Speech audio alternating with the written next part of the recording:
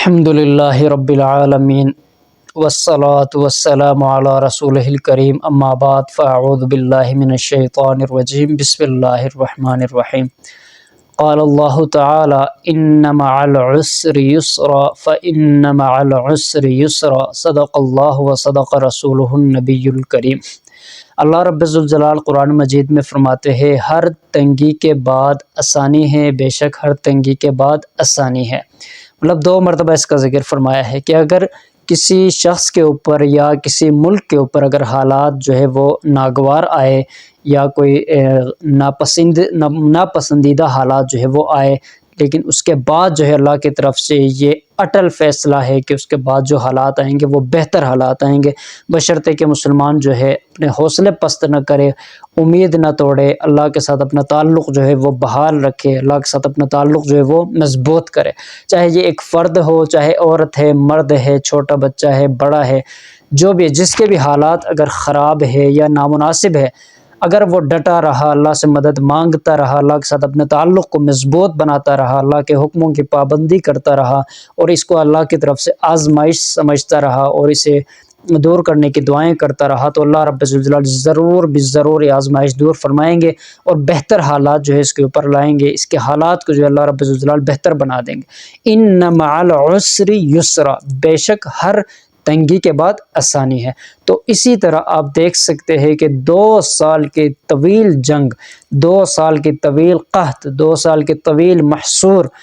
کے بعد، بھوک پیاس کی شدت برداشت کرنے کے بعد، قتل و غارت برداشت کرنے کے بعد، اپنے بچوں کا بچھڑنا برداشت کیا،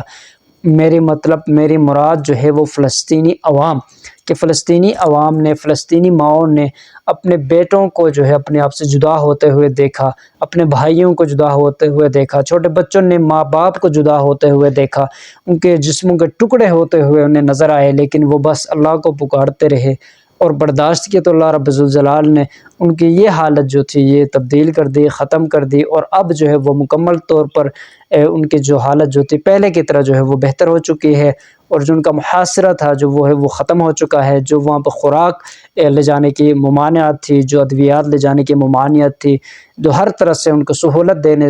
سے جو روکا جا رہا تھا وہ سب کچھ ختم ہو چکا ہے، اور جو ان کے اوپر فائر بمباریاں کی جا رہی تھی وہ مکمل طور پر بند ہو چکی ہے، ختم ہو چکے ہیں۔ اب ان کی حالت جو ہے پہلے کی طرح انشاءاللہ تعالی اب ان کا وقت جو ہے وہ گزرے گا۔ یہ تمام مسلمانوں کی دعاؤں کا نتیجہ ہے اور ان کے صبر کا نتیجہ ہے۔ اللہ رب الجلال نے انہیں آزمایا، انہوں نے برداشت کیا، صبر کیا، دعائیں کی، اب اللہ رب الجلال کی طرف سے راحت کا وقت آ چکا ہے، ہر طرف سے جو ہے وہ امداد ان کی طرف لے جایا جا رہا ہے، ہر طرف سے ان کو سہولتیں مہیا کی جا رہی ہے۔ ہماری دعائیں ہیں اللہ رب الجلال انہیں جو ہے خوشحال بنائے، انہیں خوشحال کرے، ان کی زندگیوں کو جو ہے وہ بہتر کرے، جو وہ اپنے پیاروں سے بچھڑے ہوئے ہیں، جو ان کے دل مایوس ہے، اللہ رب الجلال انہیں خوشیاں عطا فرمائے، ان کے بدلے میں اللہ رب الجلال انہیں بھائی بہن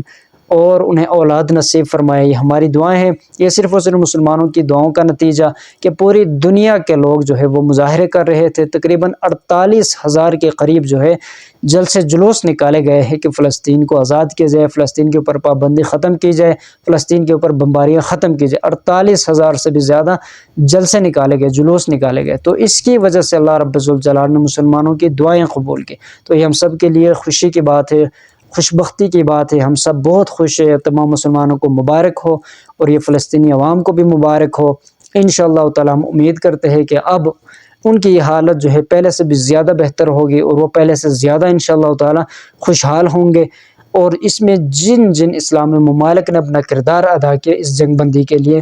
ان تمام کو اللہ رب الجلال جزائے خیر عطا فرمائے،